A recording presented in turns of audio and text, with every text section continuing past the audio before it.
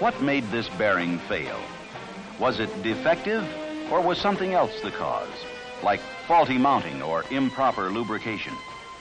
This film is going to make you part detective and part doctor, so you'll be able to discover the cause of damage in rolling contact bearings, come up with a cure for the trouble, and prevent the same thing from happening again.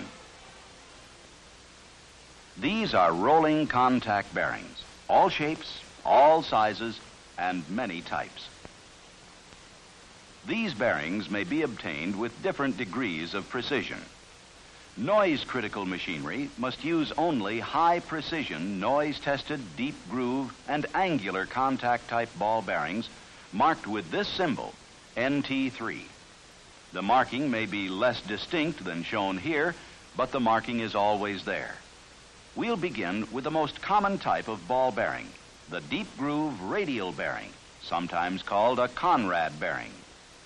In a deep groove bearing, the balls ride in a deeply grooved raceway. It's designed to withstand radial loads and thrust in either direction. This is an angular contact bearing. One shoulder of the outer ring is reduced, allowing a greater number of balls than in the deep groove unit. It supports radial loads and thrust in a direction away from the reduced shoulder. The full complement bearing has an access hole in the rings that permits the manufacturer to insert additional balls up to the maximum content of the bearing. This type is designed to withstand radial loads only. Thrust ball bearings are designed specifically to support heavy thrust loads in either direction.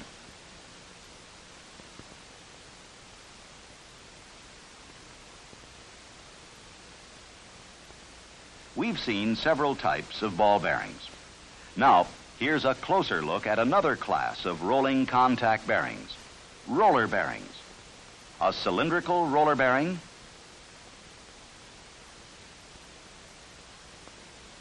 a tapered roller bearing,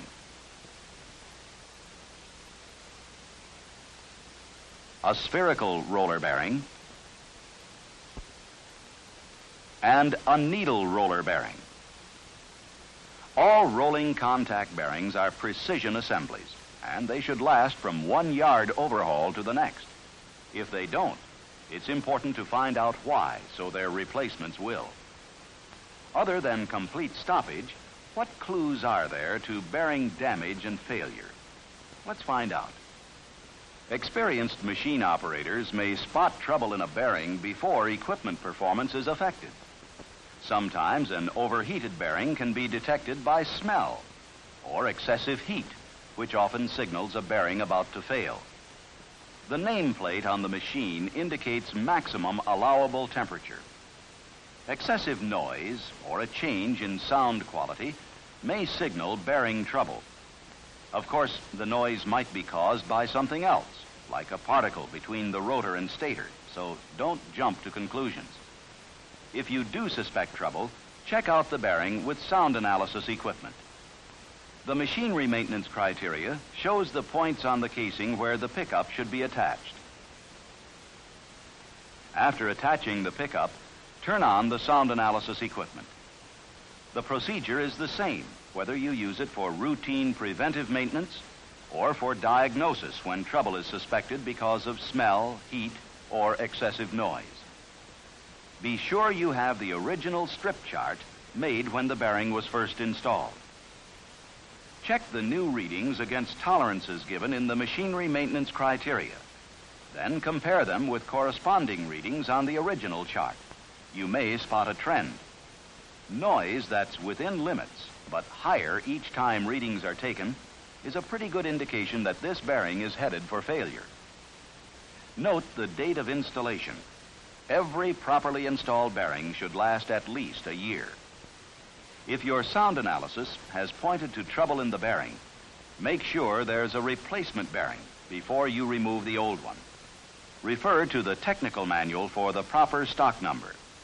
Then, after you've got the replacement, use proper procedures to remove the bearing from the shaft. use only the right tools, such as an arbor press or this bearing puller. Never use a hammer. Always use a soft metal insert between the point of the puller and the shaft center hole. The shaft center hole provides the sole reference for all rotor dimensions. Exert a firm, steady pressure. Pull straight out to avoid cocking the bearing on the shaft.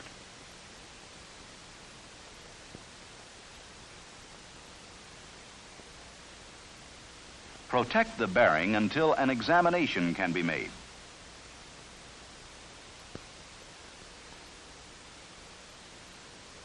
Your workspace must be clean and free from material that could further contaminate the bearing.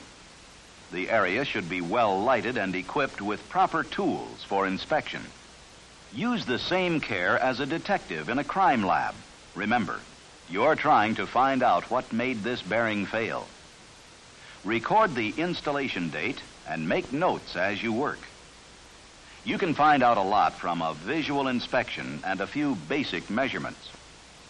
Check for adequate lubrication. Then check the lubricant for grit or other foreign materials. Your corpsman can supply glass slides for this test.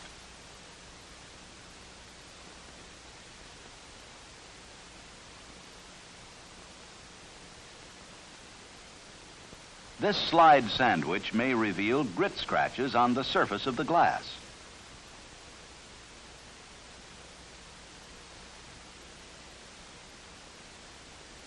You'll need to know all these facts for final analysis. Next, clean the bearing with approved solvents.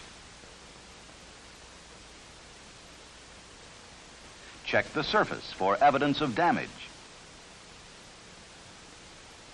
List each sign you find. Carefully rotate the bearing. Check for uneven drag. This indicates internal damage. After completing a thorough inspection and recording notes of all visible damage, take the bearing apart. Be sure to use correct, by-the-book disassembly procedures. They're different for each type of bearing. Deep-grooved ball bearings are disassembled by drilling out the retainer rivets. Move the balls to one side and distort the outer ring in a vise until the inner ring can be popped out.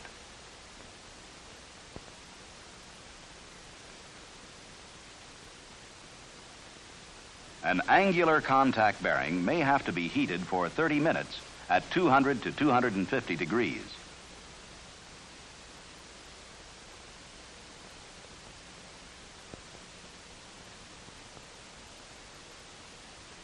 Then the inner ring must be quenched.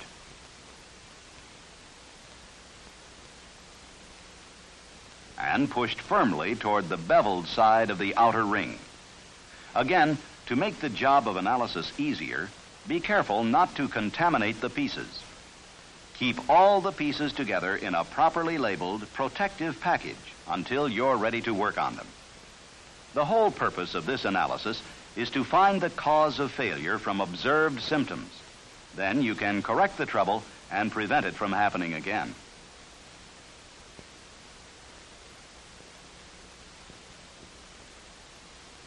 Inspect each piece for damage and other clues to trouble. Remember, however, that the same symptom can result from different causes.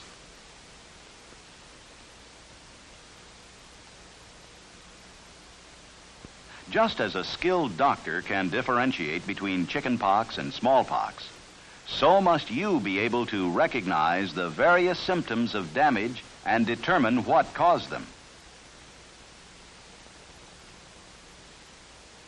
Now, let's look at some examples of bearing damage.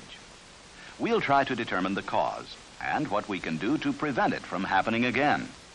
We'll use samples from many different types of rolling contact bearings. This is one type of flaking.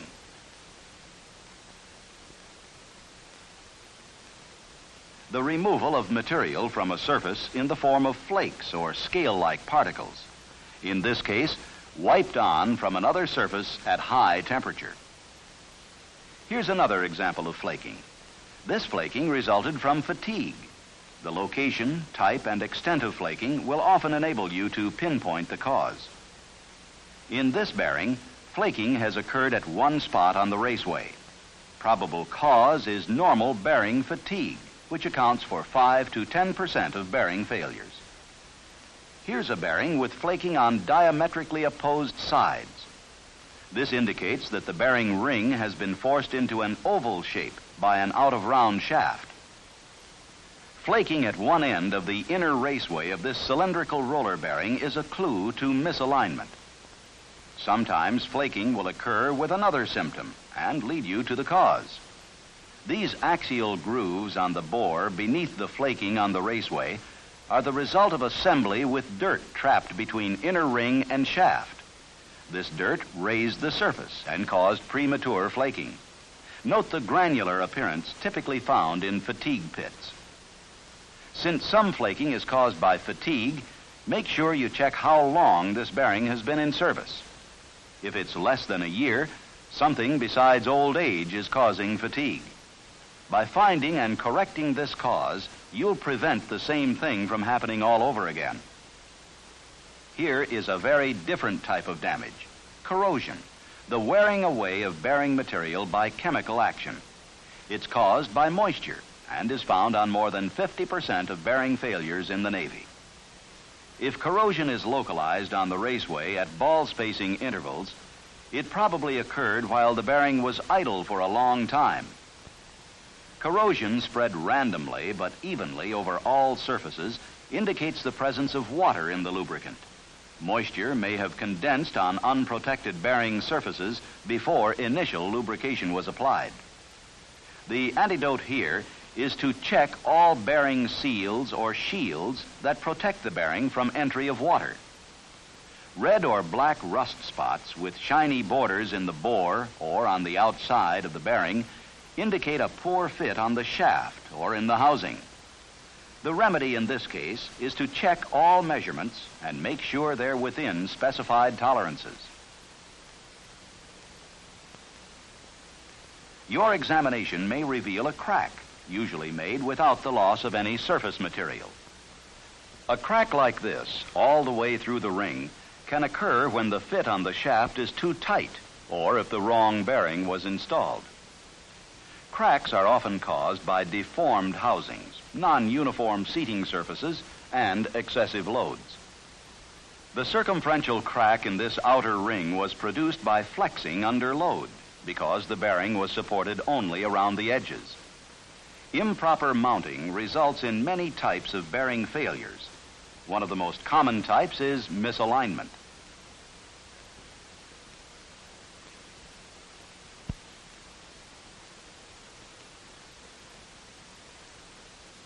Usually, misalignment is caused by dirt between the inner ring and shaft shoulder, improper torquing of lock nuts, or out of square shoulders.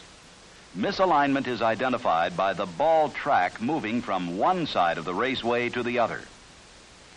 If you suspect misalignment, make careful, precise measurements at probable trouble spots. These angular contact bearings, like all bearings, need attention to detail when first installed to prevent a lot of trouble later on. They must be mounted very carefully to prevent internal radial preloading. Locate the eccentricity marks on each bearing.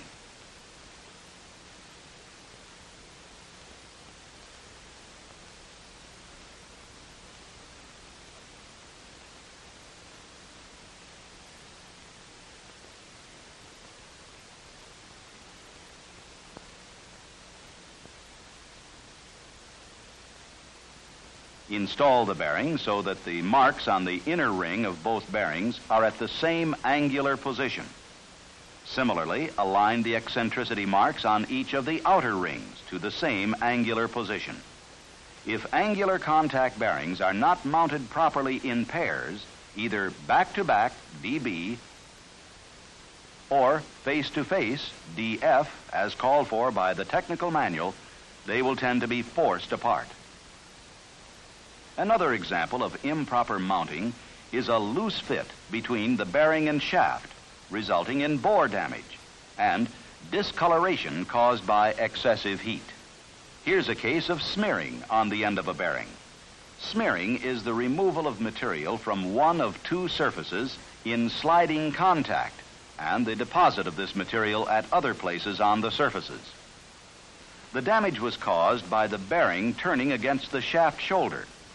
Material rubbed off a softer metal forms a smear. You can see the retainer metal deposited on this ball. Smearing is usually caused by sliding accompanied by insufficient lubrication. These smear marks indicate that the shaft was turning within the bearing bore. Smearing on these rollers and their cage could be caused by jamming due to foreign particles or by inadequate lubrication. Surface indentations are another type of bearing damage. Isolated marks like these come from external violence or forcible assembly. This is false Brinelling, caused by external vibrations when the bearing is stationary, especially in the presence of high loads. False Brinelling can be distinguished by its dull appearance, a roughened surface, and obliterated grinding lines. Rust may be present. Daily rotation of the shaft to distribute lubrication will prevent false Brinelling in an idle machine. This is true Brinelling, a dent in the raceway caused by extreme pressure on the ball, the result of improper mounting or excessive loads while the bearing is stationary. The indentation is shiny and grinding marks are not noticeably disturbed. You can avoid true Brinelling by employing proper bearing mounting procedures. Finally, your examination may reveal ordinary wear, the rubbing away or erosion of surface material by mechanical action, usually caused by the presence of abrasive matter, water, or insufficient lubrication in the bearing. These dull tracks were caused by coarse particles.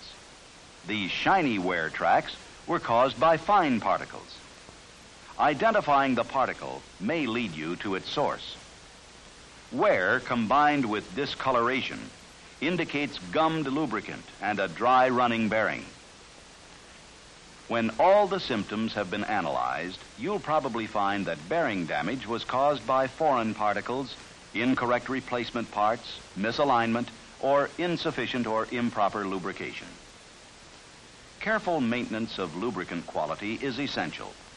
When oil is the lubricant, carefully inspect the bearing reservoir oil for particles or contaminating water. Before refilling, check for oil leaks and replace O-ring seals as required. Clean all surfaces near the bearing that might be a source of foreign material. Remove any burrs you find and take other needed corrective measures. Heat the replacement bearing in its plastic shell to the suggested mounting temperature. It will be filled with the specified lubricant. Open it carefully to avoid contamination. Remember that misalignment during installation is one of the major causes of bearing damage.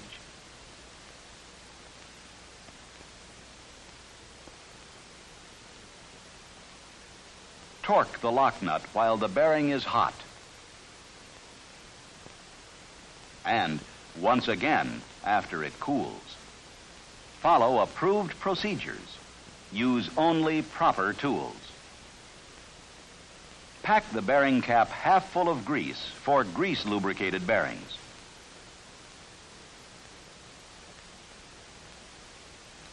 Take your time, do it right, and the new bearing will give many years of trouble-free service.